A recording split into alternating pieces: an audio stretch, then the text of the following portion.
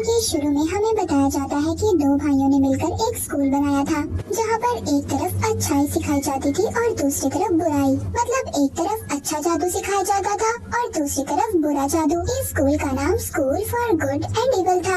अब ये स्कूल जिन दो भाइयों का था वो आपस में अपने जादू से लड़ रहे थे, मगर यहाँ पर सिर्फ वो अपने जादू की प्रैक्टिस कर रहे थे। बाद में पता चलता है कि जो बुरे वाला भाई था, जिसके पास बुरा जादू था, वो असलियत में अपने अच्छे वाले भाई को नुकसान पहुंचाता है। ये वो जादू इस्तेमाल करता है जो नहीं करना चाहिए था। इसके पास खास किस्म का खून का जादू था, जिसका इस्तेमाल करके ये अपने भाई को बहुत नुकसान पहुंचाता है। और इसी लड़ाई में अच्छे वाला भाई बुरे भाई को ऊंचाई से नीचे गिरा देता है। अब इसके बाद हमें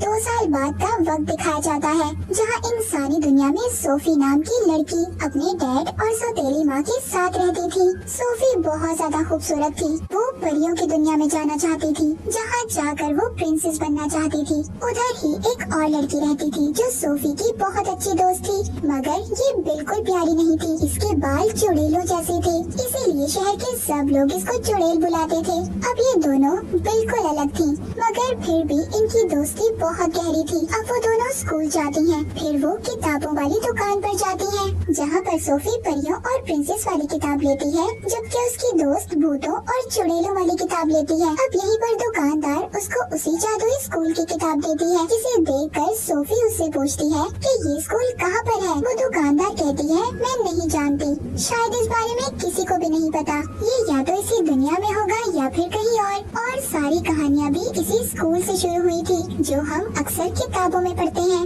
वो यहीं से लिखी जाती हैं। मगर सोफी की दोस्त यकीन नहीं करती। वो दुकानदार बताती है, कुछ सालों पहले हमारे गांव की लड़की को भी इसी स्कूल के मॉन्स्टर उठा कर ले गए थे, जिसका आज तक कुछ पता नहीं चला। अब सोफी उस स्कूल के बारे में इतना कुछ सुनकर ये वहाँ पर जाना चाहती थी। वो एक खत लिखती है और उसको एक पेड़ पर लगा देती है, जिसके नीचे वो अपना और अपनी दोस्त का नाम भी लिख देती है। अब ये इस बारे में अपनी दोस्त को भी बताती है, मगर सोफी की दोस्त उसको मना कर देती है। कहती है, सोफी तुम उधर जाकर क्या करोगी? मगर सोफी तो न जाने क्या सोच रही थी, वो उधर जाना चाहती थी। उसी दिन रात को सोफी उसी जगह पर आती है जहाँ पर उसने खत लिखकर लगाया था। उसका पीछा करते हुए उसकी दोस्त भी आ जाती है, मगर तभी उधर बहुत बड़ा मॉन्स्टर आकर सोफी को पकड़कर साथ ले जाता है। सोफी की दोस्त भी उसका पीछा कर रही थी, मगर तभी उधर बहुत बड़ा बाज आकर दोनों को पकड़कर ले जाता है। अब वो बाज सोफी को तो बुराई के स्कूल में और उसकी दोस्त को अच्छाई के स्कूल में छोड़ देता है। सोफी वहाँ के वुल्फ गार्ड से कहती है, मैं गलती से यहाँ पर आ गई हूँ और मुझे तो अच्छाई वाले स्कूल में जाना चाहिए था, मैं इतनी प्यारी भी हूँ। अब वो अंदर जाकर एक लेडी से शिकायत करती है, जो यहाँ की प्रिंसिपल थी। वो बताती है, हमारे बाज से कभी कोई गलती नहीं होती, जो जिस इंसान की जगह होती है उसको वहीं पर छोड़ता है। उधर सोफी की दोस्त अच्छाई वाले स्कूल में थी, जिसे देखकर वहाँ की कुछ लड़कियाँ उसका मजाक बनाती हैं। कहती हैं, तुम्हारे बाल बिल्कुल चुड़ैलों जैसे हैं और कपड़े तो देखो, हमें लगता है तुम गलती से यहाँ पर आ गई हो। तभी कुछ परियां आकर सोफी की दोस्त को वहाँ के प्रिंसिपल के पास लेकर जाती हैं। सोफी की दोस्त कहती है, मैं यहाँ पर नहीं आना चाहती थी, यहाँ पर तो मेरी दोस्त आना चाहती थी। जिस बात पर वो प्रिंसिपल कहती है, हमारे बात से कभी गलती नहीं हो सकती और नेवर यहाँ पर कभी नहीं आ सकते। अब यहाँ पर सोफी की दोस्त, जिसका नाम अगेता था, उसको नेवर का मतलब समझ नहीं आता। प्रिंसिपल बताती है, जो बच्चे बुराई के स्कूल में जाते हैं उन्हें नेवर कहा जाता है, क्योंकि वो कभी खुश नहीं रहते, और जो बच्चे अच्छाई के स्कूल में जाते हैं उन्हें एवर बुलाया जाता है, जो हमेशा खुश रहते हैं। अब सब बच्चों को एक हॉल में जमा किया जाता है, जहाँ पर अगेता ने बहुत भारी ड्रेस पहना हुआ था, जबकि सोफी ने बिल्कुल सादा काला ड्रेस पहना हुआ था। हालांकि उन दोनों की पसंद बिल्कुल अलग थी। यहाँ पर बुराई के स्टूडेंट सादा कपड़े पहनते थे, जबकि अच्छाई के स्टूडेंट बहुत ही प्यारे कपड़े पहनते थे। अब यहाँ पर जो अच्छे स्टूडेंट थे वो जादू दिखाते हैं। उधर ही यहाँ का प्रिंस भी आ जाता है। मगर इसको एक बुरा स्टूडेंट चैलेंज करता है और उसे नीचे गिरा देता है। तभी इसकी नजर सोफी और एगिता पर पड़ती है, मगर ये किसी दूसरी लड़की के पास जाकर बैठ गया था। अब यहाँ पर स्कूल के हेड आते हैं। ये वही हेड थे जिन्होंने अपने भाई को मार दिया था, जो बुरा था, जो हमने कहानी के शुरू में भी देखा था। प्रिंस भी इन्हीं का बेटा था। अब यहाँ पर ये सब स्टूडेंट से कहते हैं सबको दिल लगाकर पढ़ना होगा और अच्छे से नंबर लाने होंगे, और जो अच्छा होगा उसी के बारे में कहानी लिखी जाएगी और उसको इंसानों की दुनिया तक पहुँचाया जाएगा। मगर तभी एगिता और सोफी कहते हैं अगर कोई गलती से गलत जगह पर आ गया हो तो हेड कहता है नहीं, ऐसा नहीं हो सकता, हमारे से गलती नहीं हो सकती। ये कहकर वो यहाँ से चले जाते हैं। अब रात को एगिता अपनी दोस्त सोफी से मिलने इवल यानी बुरे स्कूल में आ रही थी। वहाँ पर ये दोनों स्कूल के प्रिंसिपल्स को बातें करती हुई सुनती है। उनके जाने के बाद तभी उधर बुराई के स्कूल का हेड आ जाता है, जो कह रहा था कि सोफी अब मेरी है। ये वही था जिसने बुराई का स्कूल बनाया था और उसके पास खून का जादू भी था, जो हमने कहानी के शुरू में देखा था। अब ये कैसे जिंदा था? इसके भाई ने तो इसे मार दिया था। ये हमें कहानी में आगे जाकर पता चलेगा। अगिता जब उधर आ गई थी तभी वो देखती है उधर सोफी को उसके साथ लड़कियां तंग कर रही थी और उसके बाल काटने की भी कोशिश करती हैं। मगर इधर सोफी अब खुद को बचाती है और उल्टा उस लड़की के साथ बहुत बुरा सलूक करती है। सोफी उधर अपनी दोस्त एगिता को देखती है। ये दोनों मिलकर अब स्टोरियन के पास जाती हैं, मगर उधर कोई भी नहीं था। उस कमरे में सिर्फ एक किताब और जादुई पेन था। अब उधर ही अच्छाई के स्कूल के हेड आ जाते हैं। इनको कहते हैं कि तुमसे पहले यहाँ पर कोई भी नहीं आया, तुम दोनों इतनी खास हो, फिर यहाँ से क्यों जाना चाहती हो? मगर सोफी कहती है मैं नहीं जाना चाहती, ये जाना चाहती है। मैं तो बस गलत स्कूल में आ गई हूँ, मुझे अपनी पुरानी जिंदगी बिल्कुल अच्छी नहीं लगती। एगिता सोफी को भी अपने साथ लेकर जाना चाहती थी। वो हेड से पूछती है क्या सिंड्रेला, स्नो वाइट, जितनी भी कहानियाँ हैं सब सच्ची हैं? वो कहता है हाँ बिल्कुल सब सच्ची है और वो सब यहीं पर पढ़ते थे। यहीं पर वो सोफी से कहता है अगर तुम अच्छे स्कूल में आने के काबिल होती, हमारा बास तुम्हें बुराई के स्कूल में नहीं भेजता। वो कहती है मैं अच्छी हूँ, प्यारी हूँ, यही चीज तो अच्छाई के लिए है। अगिता उसकी दोस्त कहती है उसके लिए सच्चा प्यार चाहिए। जब तुम ये ढूंढ लोगी तो तुम अच्छाई वाले स्कूल में आ जाओगी। ये सब बातें करने के बाद हेड उन दोनों को अब उनकी क्लासेस में भेज देता है। अब अगिता जब अपनी क्लास में थी तभी उसको लड़कियां कहती हैं अगर तुम टेस्ट में 3 बार फेल हो गई तो तुम्हें स्कूल से निकाल दिया जाएगा। वो खुश होकर कहती है क्या वाकई? वो कहती है निकालने का मतलब तुम्हें कोई मॉन्स्टर बना दिया जाएगा। जब टीचर आकर उसकी स्माइल हंसी का टेस्ट लेती है तो वो फेल हो जाती है। उधर सोफी का बदसूरती का टेस्ट हो रहा था जिसमें वो भी फेल हो जाती है। जब ये दोनों हॉल में मिलती हैं तो अगिता सोफी को राजा के बारे में बताती है, मगर उसका दिल तो यहाँ के प्रिंस पर आ गया था जो हेड का बेटा था। सोफी अपनी दोस्त को एक खत देती है और कहती है ये मेरी तरफ से प्रिंस को दे देना। अब जब अगिता जंगल की क्लास के लिए जा रही थी तो उधर ये सोफी का खत प्रिंस को देकर चली जाती है। अब जंगल की क्लास में उनका टीचर उनको बहुत ही खूबसूरत फूल दिखाता है जो असल में बहुत खतरनाक थे।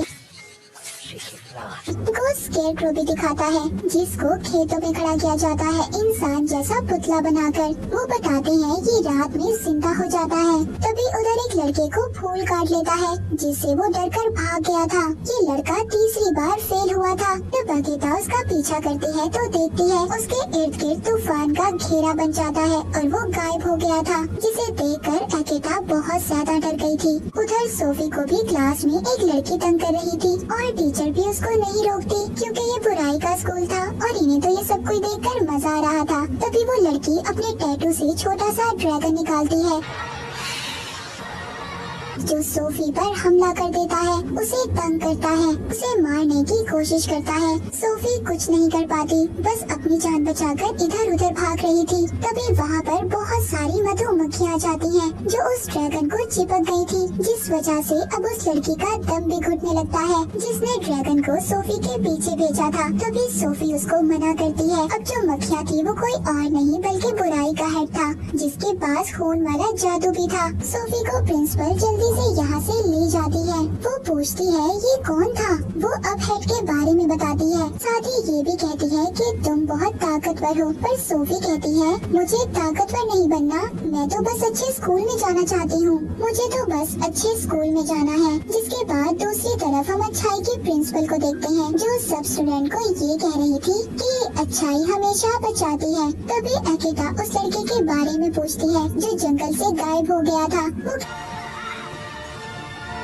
कहती है ये स्कूल का रूल है और ये कहकर वो उसे चुप करवा देती है। अब वो बताती है कि साथ ही नहर में एक मछली है जो सबकी ख्वाहिशों को पूरा करती है, तो आप सबको अपनी अपनी ख्वाहिश को उसे बताना होगा। जब अगीता की बारी आती है तो ये मांगती है जो लोग अपने घर जाना चाहते हैं वो आराम से जा सके। तभी वो मछली एक लड़की में बदल जाती है। वो कहती है आज तक ऐसा किसी ने कुछ नहीं मांगा, तुमने बिल्कुल वही चाहा जो मैं चाहती थी, इसीलिए तुमने मुझे जादू से आजाद कर दिया। मुझ पर जो जादू टेस्ट में फेल होने की वजह से किया गया था। ये कहकर वो गायब हो जाती है। तभी उधर बास आता है जो अगीता और सोफी को यहाँ पर लाया था। जब अगीता के पास आता है तो ये समझ गई थी ये वो ही लड़का था जो जंगल में गायब हुआ था, उसको अब बास बना दिया गया था। तभी उधर प्रिंस आकर उसे तलवार से मार देता है, ये समझ कर कि शायद ही अगीता को मारने वाला था। गुस्से में अगीता प्रिंस के मुंह पर मुक्का मारती है कि उसने बास को क्यों मारा।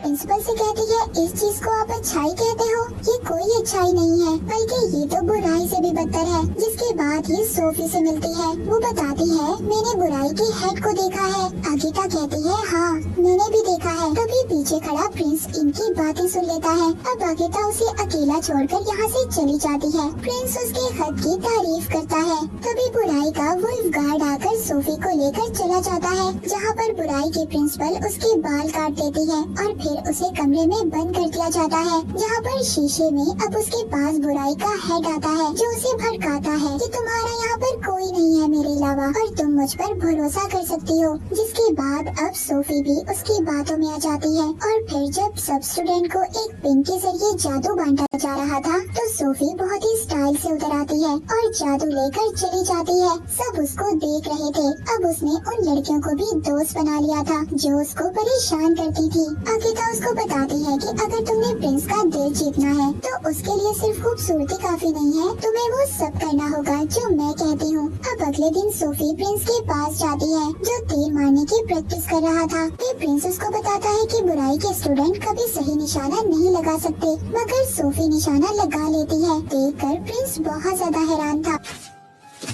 असल में वो निशाना अगीता के जादू की वजह से लगा था। अब प्रिंस सोफी को अपनी रानी बनाने के लिए चुन लेता है, मगर ये बात किसी को भी अच्छी नहीं लगती। अगीता कहती है जो सच्चा प्यार होता है वो कभी दूर नहीं होता। अब वहाँ पर एक मास्टर कहते हैं ठीक है, इस बात का पता तब चलेगा हम इन दोनों को जंगल में अलग अलग छोड़ देंगे। अगर इन दोनों ने एक दूसरे को ढूंढ लिया तो इनका प्यार सच्चा है, हम भी फिर इनको कभी अलग नहीं करेंगे।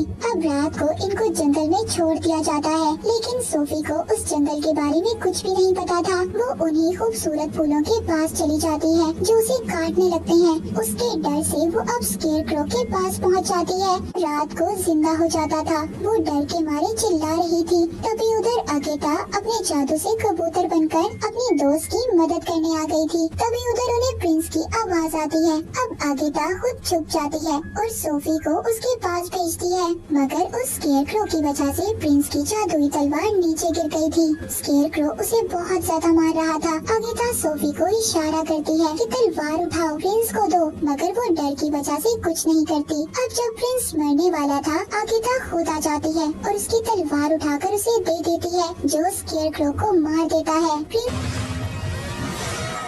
सोफी पर बहुत गुस्सा करता है कि उसने उसकी जान नहीं बचाई और यहाँ पर सोफी उल्टा अगीता पर नाराज हो रही थी। अब वो भी उसे छोड़कर चली जाती है। वापिस आने पर अगीता की प्रिंसिपल उसको बहुत डांटती है। कहती है क्या तुम्हें अपनी दोस्त पर भरोसा है? वो कहती है नहीं, पर मेरा तो ये मानना है कि सब इंसान ही बुरे होते हैं। उधर सोफी बहुत ज्यादा गुस्से में थी। बुराई का हेड उसको शीशे में उसकी दोस्त दिखाता है। वो ये कह रही थी कि सोफी बुरी है, लेकिन वो उसको पूरी बात नहीं दिखाता, जिससे सोफी को अब बहुत गुस्सा आता है और अब वो बुराई के हेड के बस में थी। वो उसको खून वाला जादू भी दे देता है, जो सबसे ज्यादा खतरनाक था। जब प्रिंसिपल उसके पास आती है तो ये उन्हें भी सुना देती है। यहाँ पर हमें पता चलता है कि जो बुराई के स्कूल की प्रिंसिपल थी वही लड़की थी जो सोफी के शहर से 20 साल पहले गायब हुई थी। उधर अच्छाई के स्कूल में प्रिंस अब आगेता को अपनी रानी चुन लेता है। तभी इधर सोफी आती है जो अब चुड़ैल बन चुकी थी। उसका चेहरा भी खौफनाक हो गया था।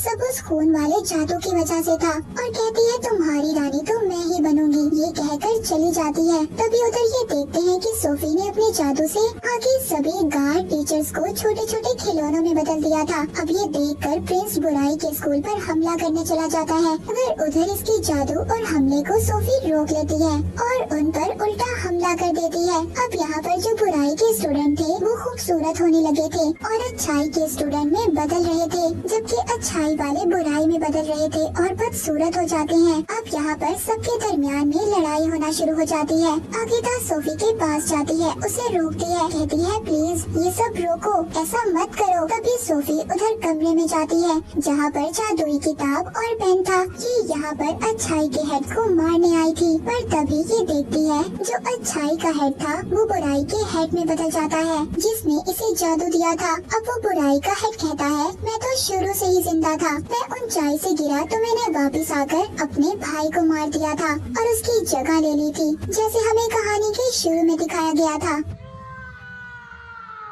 अब वहाँ पर ये सोफी को जैसे ही अपने काबू में करता है उधर सब कुछ तबाह होने लगता है। सोफी उसे कहती है इसे रोको, मैं ऐसा नहीं चाहती थी, मैं सबको मारना नहीं चाहती थी। तभी उधर आगेता आ जाती है। उस पर वो बुराई का हेड कहता है ये अब मेरी है, तुम इसको कहीं नहीं ले जा सकती। वो कहती है मेरे होते हुए तुम मेरी दोस्त को कुछ नहीं कर सकते। तभी बुराई का हेड उस पर जादुई पेन से हमला करता है, पर उसके आगे सोफी आ गई थी जो पेन उसे लग जाता है। अब क्योंकि सोफी और बुराई के हेड का जादू एक ही था, जैसे ही वो पेन सोफी को लगता है वो जख्मी हो जाती है और उनका जादू अलग हो जाता है। अब वहाँ पर प्रिंस भी आकर उसे मारने लगता है, मगर वो उल्टा उस पर हमला कर देता है जिससे प्रिंस भी दूर जाकर गिरता है। मगर सोफी अपने जादू से उसकी तलवार उसकी तरफ कर रही थी, जिसको अब कूद कर आगेता पकड़ लेती है और बुराई के हेड को मार देती है। अब सोफी भी मर गई थी, जिसे आगेता देखकर बहुत रोती है, लेकिन जब उसके आंसू उसके जख्म पर गिरते हैं तो वो दोबारा जिंदा हो जाती है, जिसे देखकर वो बहुत खुश होती है। अब इसके बाद वहाँ पर अच्छाई और बुराई दोनों के लोग मिल जाते हैं। वो सब एक दूसरे के साथ हंसी खुशी रहने लगे थे। तभी वहाँ पर जादू से एक रास्ता खुलता है जो उनके घर का रास्ता था। आगेता कहती है कि तुम सोफी प्रिंस के पास रुको, मैं घर जा रही हूँ, मगर वो कहती है नहीं, हम दोनों इकट्ठे जाएंगे। अब ये दोनों वापिस से अपनी दुनिया में आ गई थी और दोबारा से पुराने जैसी जिंदगी जीने लगती हैं, मगर अब इनके पास जादू था। एक दिन प्रिंस का तीर इंसानी दुनिया में आकर एक पेड़ पर लगता है, जिससे आवाज आती है आगेता मुझे तुम्हारी जरूरत है। और इसी के साथ ये मूवी यहीं पर खत्म हो जाती है।